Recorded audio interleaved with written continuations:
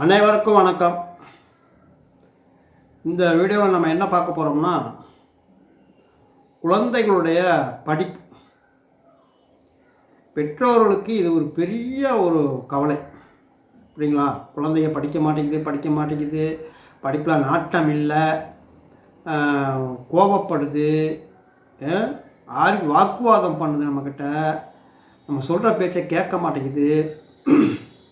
இப்படியெல்லாம் இப்போ என்கிட்ட ஜாதகம் பார்க்க வரவங்க பார்த்திங்கன்னா இந்த மாதிரி நிறைய கம்ப்ளைண்ட்ஸ் பண்ணுறாங்க. இதில் நம்ம என்ன பண்ணிக்கணும்னா, இந்த மாதிரிலாம் ஒரு குழந்தை வந்து நடந்துக்குதுன்னு வச்சுங்க. அது சின்ன வயசு, இப்போ 5 வயசு குழந்தையா, 10 வயசு குழந்தையா இருந்தாலும், 15 வயசு பையனாக இருந்தாலும் சரி, பொண்ணாக இருந்தாலும் சரி, அல்லது 20 வயசு இந்த மாதிரி காலேஜ் படிக்கிறவங்களா இருந்தாலும் சரி, ஏன் இப்படி நடந்துக்கிறாங்க? ஏன் அவங்க படிப்பில் ஒரு நாட்டம் இல்லை? ஏன் அவங்க கோபம் வருது? ஏன் அவங்க நம்மகிட்ட ஆர்கியூ பண்ணுறாங்க, நம்ம சொல்கிறத கேட்க மாட்டேங்கிறாங்க? இதுக்கெல்லாம் காரணங்கள் நிறைய இருக்குங்க. நம்மக்கிட்டையும் நம்ம என்னென்னா, பெற்றோர்கள் குழந்தைகிட்ட ரொம்ப ஓவராக எதிர்பார்க்கும். அது என்னுடைய சொந்த கருத்து. இது என்னுடைய கருத்து. ஓவராக எதிர்பார்க்குறாங்க. அவங்கவுங்களுக்குன்னு ஒரு சக்தி இருக்குது. எல்லாரும் மாதிரி படிச்சிட முடியாது. அதை முதல்ல புரிஞ்சுக்கணும்.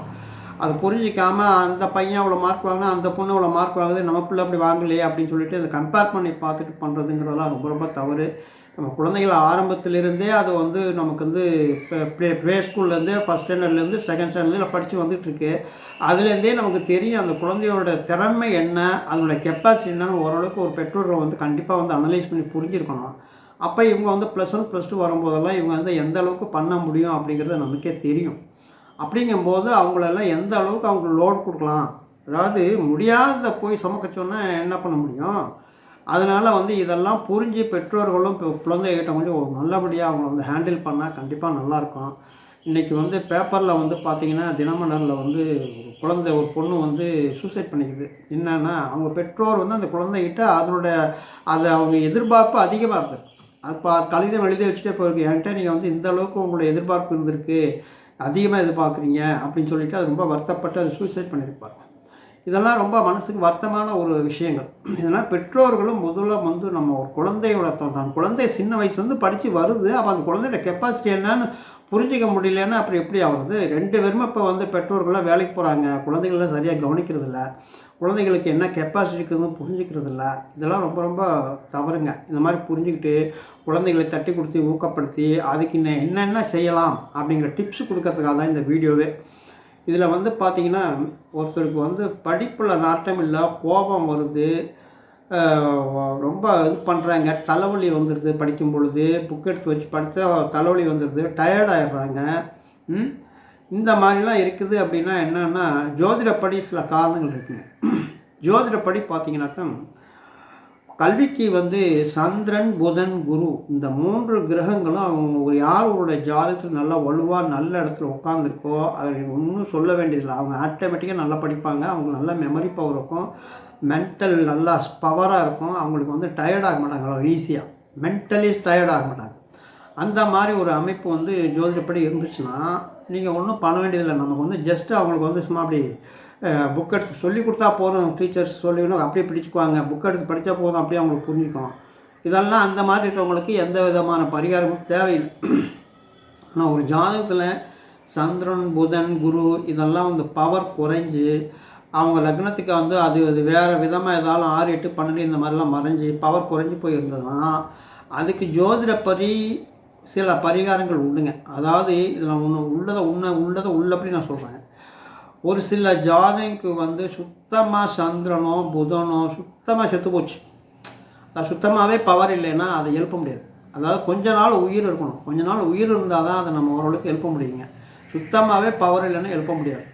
அதனால் ஒரு ஜாதகத்தை பார்க்கும் பொழுது இந்த ஜாதகத்துக்கு கொஞ்சம் உயிர் இருக்குது, இதை கொஞ்சம் இதாக பண்ணி சரி பண்ணிடலாம் அப்படிங்கிறதுக்கு நம்ம இந்த மாதிரி பரிகாரங்கள்லாம் பண்ணோம்னா ஒர்க் அவுட் ஆகிடுங்க. சில ஜாதகங்களுக்கு என்ன தான் பரிகாரம் பண்ணாலும் அது கேட்காது. ஏன்னா செத்து போனதுக்கு எப்போ உயிர் கொடுக்க முடியும்?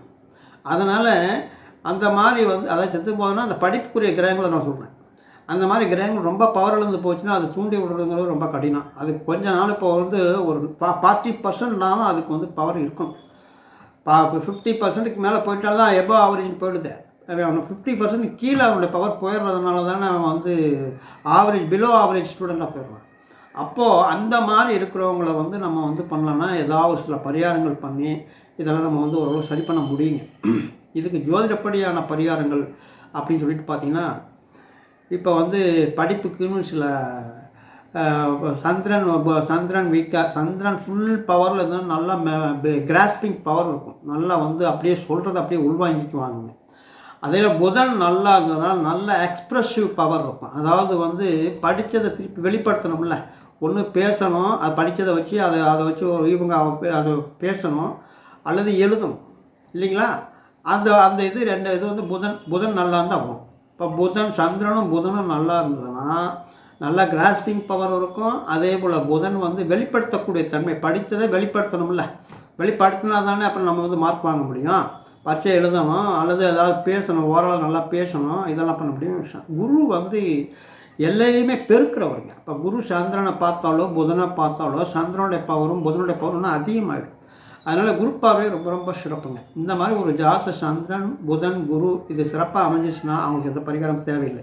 இது நீங்கள் வந்து ஒரு ஜோதிடத்தை கொடுத்து இந்த மாதிரி உங்கள் குழந்தைகளுக்கு இந்த மாதிரி அறிகுறிகள் தெரிஞ்சது, சரியாக படிக்க மாட்டேங்குது, மெமரி பவர் இல்லை, ரொம்ப கோவப்படுது, வாக்குவாதம் பண்ணுது அப்படின்னா ஒரு ஜோதிஷத்தை கொடுத்து பாருங்கள்.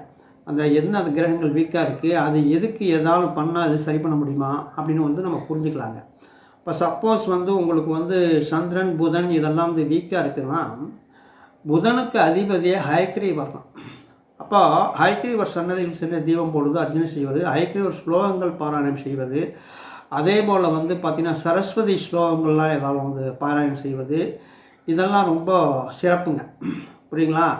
இதை பண்ணலாம். அதே போல் வந்து பார்த்திங்கன்னா இப்போ சந்திரன் ரொம்ப வீக்காக இருக்குது அப்படின்னா இந்த சந்திரன் வீக்காக இருக்கிற குழந்தைய பசங்கள்லாம் என்ன பண்ணிக்கணும்னா பௌர்ணமி அன்னைக்கு சாயந்தரம் நைட்டு ஃபுல்லாக அந்த ஃபுல் பௌர்ணமி இருப்பாங்க, அந்த ஃபுல் பௌர்ணமி அன்னைக்கு மொட்டை மாடிக்கு போயிட்டு செத்த நேரம் அந்த பௌர்ணமி வெளிச்சத்தில் வந்து ஒரு மணி நேரம் உட்காந்து அந்த சந்திரனுடைய கிரகணம் தன் உடம்பு மேலே படணும்.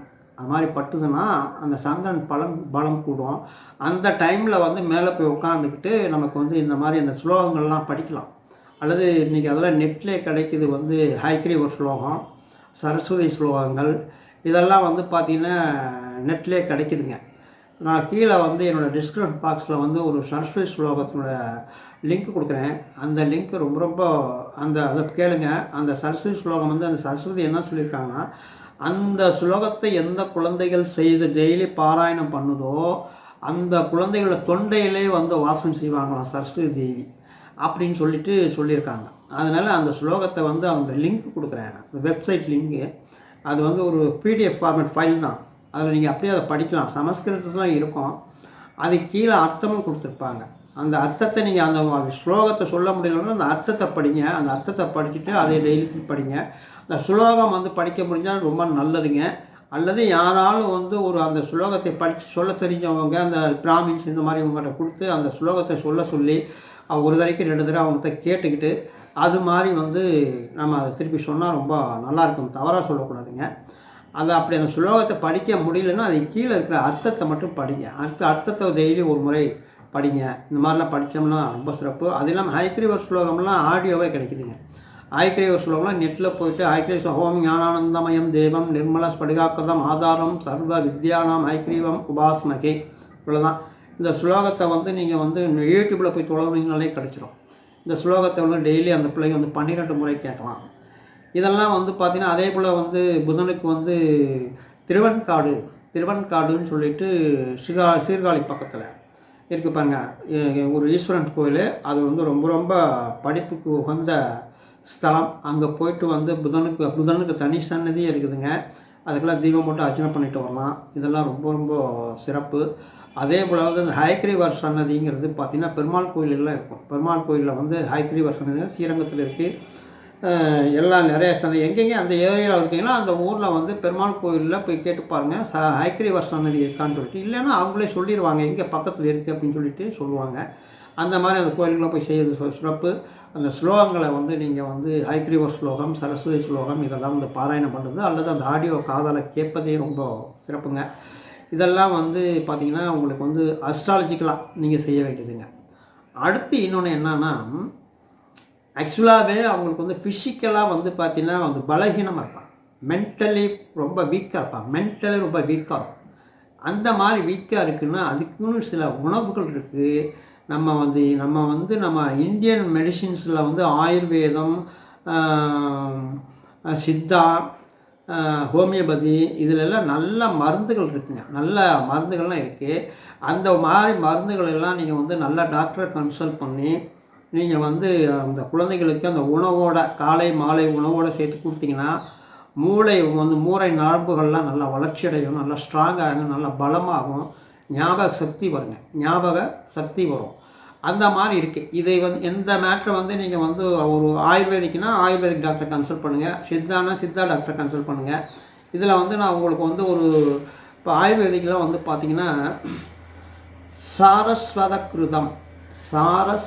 கிருதம் அப்படின்னு ஒரு ஆயுர்வேதிக்கில் ஒரு நெய் இருக்குது. அந்த நெய்யை வந்து என்ன பண்ணோம், சாரஸ்வத சூரணம். இந்த பேரை நான் டிஸ்பிளே பண்ணுறேன், அதை பார்த்துங்க. இது நீங்கள் நான் சொல்கிறத வச்சு நீங்கள் யாரும் வாங்கி கொடுத்துடக்கூடாதுங்க. நீங்கள் வந்து ஆயுர்வேதிக் டாக்டரை கன்சல்ட் பண்ணிக்கணும். அதாவது சாரஸ்வர கிருதம் அப்படிங்கிற ஒரு நெய், அந்த நெய்யில் அதை ஒரு ஸ்பூன் எடுத்துக்கணும். அதோடு வந்து பார்த்திங்கன்னா இந்த சாரஸ்வத சூரணம் அப்படிங்கிற மருந்தை வந்து அந்த சூரணத்தை வந்து கலந்துக்கணும். அதில் கொஞ்சம் தேன் அது இந்த சாரஸ்வத சூரணம் 1/2 ஸ்பூன் கலந்துக்கணும். சாரஸ்வத கிருதம் 1 ஸ்பூனுங்க. தேன் ஒரு கால் ஸ்பூன். இது 3ஐயும் நல்லா கலந்து காலையில் சாப்பிடும்போது சாப்பாட்டுக்கு இடையிலே இந்த குழந்தைகளை வந்து சாப்பிட சொல்லலாம். யாராக இருந்தால் சின்ன குழந்தைங்கள்லேருந்து பெரியவங்கலேருந்து காலேஜ் படிக்கிற பசங்கள்லேருந்து இதெல்லாம் வந்து சாப்பிட சொல்லலாம். இதெல்லாம் மூளை பலத்தை அதிகரிக்கக்கூடிய நம்ம இந்தியன் மெடிசின்ஸ்லாம் நிறைய இருக்குது. நம்ம வல்லாரை இலேகியம், இப்போ சித்தாவில் வந்து வல்லாரை இலேகியம் இருக்குது பாருங்கள். இதெல்லாம் வந்து நம்ம கொடுக்கணும். அதாவது வந்து நம்ம வந்து ஒரு குழந்தை வந்து என்னென்னா அதுக்கு வந்து ஒன்றும் உடல் பலகீனமாக இருக்கும், அல்லது அந்த கிரகங்கள் பலகீனத்தினாலையும் வரலாம். இந்த கிரகங்கள் பலகீனத்துக்காக தான் இப்போ நான் சொன்ன அந்த சோஸ்திரங்கள் பரிகாரங்கள்லாம். ஆக்சுவலாக உடலே வந்து ரொம்ப பலகீனமாக இருக்குன்னா அதுக்கு இந்த மாதிரி உணவுகளில் வந்து இதெல்லாம் கொடுக்கணுங்க. இதில் வந்து பார்த்திங்கன்னா பாசிப்பயிறு வந்து ரொம்ப சிறப்புங்க. பாசிப்பயிறு வந்து உணவில் வந்து கலந்துக்கலாம். உணவில் அரிசியோட பாசிப்பயிரையும் கலந்து பாசிப்பயிறு கஞ்சி மாதிரி வச்சு சாப்பிடலாம். பாசிப்பயிறு வேக வச்சு கொடுக்கலாம். புரியுங்களா? அதே போல் வந்து பார்த்திங்கன்னா நைட்டில் வந்து குழந்தைகளுக்குலாம் என்ன பார்த்திங்கன்னா கோதுமை சப்பாத்தி செய்கிறீங்களா, அதில் வந்து எண்ணெய் இல்லாமல் வந்து சப்பாத்தி சுடணும். எண்ணெய் இல்லாமல்னா எப்படின்னா இப்போ தான் நான்ஸ்டிக்கர் வந்துருச்சு, அதில் மாதிரி அந்த மாதிரி சப்பாத்தி பண்ணுங்கள். அந்த சப்பாத்திக்கு வந்து நீங்கள் ஒரு கூட்டு பண்ணும் பொழுது இந்த பாசிப்பயிறு கொஞ்சம் நல்லா தூக்கலாக போட்டு அந்த பாசிப்பயிறு கூட்டு போட்டு அதை சாப்பிட கொடுங்க. இதெல்லாம் வந்து பார்த்திங்கன்னா உடல் வலிவையும் மூளை பலத்தையும் அதிகக்கூடிய ஒரு உணவுகள் தான். இதெல்லாம் நீங்கள் வந்து இப்போ நான் சொன்னதை வச்சே பண்ணிட வேண்டாம். நீங்கள் வந்து என்னென்னா இந்த உணவுகளை பொறுத்த வரைக்கும் நீங்கள் வந்து உங்கள் ஆயுர்வேதிக் டாக்டர் இல்லைன்னா சித்தா டாக்டரையும் கன்சல்ட் பண்ணிட்டு தான் நீங்கள் இதை வந்து செய்யணும். உங்களுக்கு ஒரு ஐடியா கொடுக்கறதுக்காக தான் சொன்னேன். இந்த மாதிரி இதெல்லாம் மெடிசின் இருக்குது, நம்ம ஆயுர்வேதத்தில் இருக்குது. மூளை பலத்தை அதிகரிக்க, ஞாபக சக்தி அதிகரிக்கக்கூடிய மருந்துகள் வந்து நம்ம ஆயுர்வேதத்துலேயும் இருக்குது, சித்த வைத்தியத்துலேயும் இருக்குதுங்க. அதனால் நம்ம வந்து அதுக்கு வழி தெரியாமையே சிலர் வந்து அதுக்கு புரியாமையே இருக்காங்க. அதனால் இந்த குழந்தைகளுக்கெல்லாம் வந்து இது மாதிரியெல்லாம் வாங்கி கொடுத்தனா அவங்க மூளை பலம் அதிகரிக்கும். அப்போ அவங்க வந்து கிராஸ்பிங் பவர் நல்லாயிருக்கும். அப்போ ஆட்டோமேட்டிக்காக அவங்க பிக்கப் பண்ணிக்குவாங்க. அவங்களால முடியல, அவங்களால புக் எடுத்து வச்சா தலைவலி வந்துடுது, தூக்கம் வருது. அப்போ நம்ம ஏதாவது சொன்னாலும் கோவப்படுறாங்க நம்மக்கிட்ட. புரியுங்களா? இந்த மாதிரிலாம் நடக்குது. நம்ம சொல்கிறத எதுவுமே கேட்க முடியாமல் உங்களுக்கு அதுக்கு மேலே டென்ஷனு இப்படிலாம் இருக்கீங்க. அதுக்கு என்ன சொல்யூஷன் பார்க்கணுங்கிறது தான் ரொம்ப முக்கியமான விஷயங்க. அதனால் முதல்ல வந்து உங்கள் குழந்தை இந்த மாதிரி அறிகுறிகள்லாம் இருக்குது, கோவப்படுது, தலைவலி வருது, டயர்ட் ஆகிடுது, படிக்க முடியல, ஞாபக சக்தி இல்லை, இப்படிலாம் தோணுச்சுன்னா முதல்ல ஒரு ஜோசியரை பாருங்கள். அவங்க ஜாதகத்தில் சந்திரன், புதன், குரு இது ஏதாவது வீக்காக இருக்கா, அதுக்கு ஏதாவது பரிகாரங்கள் உண்டான்னு ஜோசியர்கிட்ட கேட்டு அதை பண்ணுங்கள். அதோட அப்புறம் அவங்களோட மூளை பலத்தை அதிகரிக்கிறதுக்கான நம்மளோட இந்தியன் மருத்துவத்தில் அதாவது வந்து ஆயுர்வேதிக்கு, சித்தா இதில் எல்லாம் வந்து சில மூளையை ஞாபக சக்தி அதிகரிக்கிறான மருந்துகள்லாம் இருக்குது. அதை வாங்கி இடையில உணவோடு சேர்ந்து கொடுங்க. அந்த குழந்தைங்களுக்கு நல்ல மூளை பலம் அதிகரிக்கும். அது சின்ன வயசுலேருந்தே அந்த மாதிரி வந்து நம்ம கொடுத்துட்டு வந்துட்டோம்னா காலேஜ் போகும்போது நல்லா ஸ்ட்ராங்காகிடும். இதெல்லாம் வந்து தொடர்ந்து எத்தனை நாளைக்கு ஒரு மண்டலம் சாப்பிடணும்னு சொல்லுவாங்க. அப்புறம் கேப் விட்டு அப்புறம் கொஞ்ச நாள் கழிச்சு திருப்பி சாப்பிடலாம். இதெல்லாம் நீங்கள் வந்து அந்த டாக்டரை கன்சல்ட் பண்ணி நீங்கள் செஞ்சுக்கிறது ரொம்ப சிறப்புங்க. இது யாருக்குமே இதுக்கு என்ன வழின்னு புரியாமல் இருக்கனால இந்த மாதிரி டிப்ஸு கொடுக்கணும் அப்படின்னு எனக்கு தோணுச்சு. அதனால் நான் சொல்லியிருக்கேங்க. இந்த மாதிரி எல்லாம் செய்து உங்கள் குழந்தைகளை வந்து குழந்தைகளுக்கு வந்து குழந்தைகிட்ட ஓவராக எதிர்பார்க்காதீங்க. நீங்கள் வந்து இந்த சின்ன குழந்தையிலேருந்தே ஃபஸ்ட் ஸ்டாண்டர்ட்லேருந்தே +2 வரைக்கும் அந்த குழந்தைய படித்து வரும்போது அந்த குழந்தை எப்படி படிக்குதுன்னு அதோட கெப்பாசிட்டின்னா நீங்கள் ஆட்டோமேட்டிக்காக நீங்கள் புரிஞ்சுக்கலாம். அப்போ +2ல் அவர் எவ்வளோ மார்க் வாங்கும், 10த்தில் எவ்வளோ மார்க் வாங்கணும் நம்மளால் வந்து அதை கெஸ் பண்ண முடியாதா என்ன? நம்ம அதுக்கு மேலே எதிர்பார்த்தா அப்போ அந்த குழந்தைகள் என்ன பண்ணால் அப்புறம் இப்படி தான் இந்த பாருங்கள் இன்றைக்கி அந்த பொண்ணு ஒரு சூசைட் பண்ணிக்கிட்ட மாதிரி அது ஆகிப்போயிடும். அந்த மாதிரிலாம் எதுவும் பண்ணாதீங்க. குழந்தைகளுக்கு வந்து அதுக்கு என்ன சொல்யூஷன், அதுக்கு வந்து இந்த கிரகங்களை பலப்படுத்துறதுக்கு என்ன வழி, அதே போல் இந்த மூளையை பலப்படுத்துவதற்கு நம்ம இந்தியாவில் இந்தியன் மெடிசனில் ஏகப்பட்டது இருக்குங்க. நமக்கு வந்து எல்லாத்துக்குமே பெரியவங்களை முதற்கொண்டு எல்லாத்துக்கும் சின்ன வைத்தியங்கள்லாம் நிறைய இருக்குது. இதெல்லாம் முதல்ல இந்தியன் மெடிசனை யூஸ் பண்ணுங்கள். அதில் முடியாத பட்சத்துக்கு வந்து நம்ம அலோபதிக்கு போகலாமே ஒழிய மற்றபடி இதில் நல்ல மருத்துவமெல்லாம் இருக்குது. இந்த மெடிசன்லாம் வந்து நாட்டு மருந்து கடைகளிலே கிடைக்கும். நீங்கள் ஒரு டாக்டரெல்லாம் அந்த ஆயுர்வேதிக் டாக்டரோ சித்தா டாக்டரோ கன்சல்ட் பண்ணிவிட்டு அந்த மாதிரி குழந்தைகளுக்கெல்லாம் இந்த மாதிரி அறிகுறி இருக்கிற குழந்தைகளும் நீங்கள் கொடுங்க. கண்டிப்பாக குழந்தைகள் நல்லா பிக்கப் பண்ணி படிப்பில் நல்லா முன்னேற்றத்துக்கு வருவாங்க அப்படின்னு சொல்லி இந்த வீடியோ உங்களுக்கு மிகவும் பயனுள்ளதாக இருக்கும்னு நினச்சிக்கிட்டு அந்த வீடியோவோட முடிச்சுக்கிறேன். நன்றி, வணக்கம்.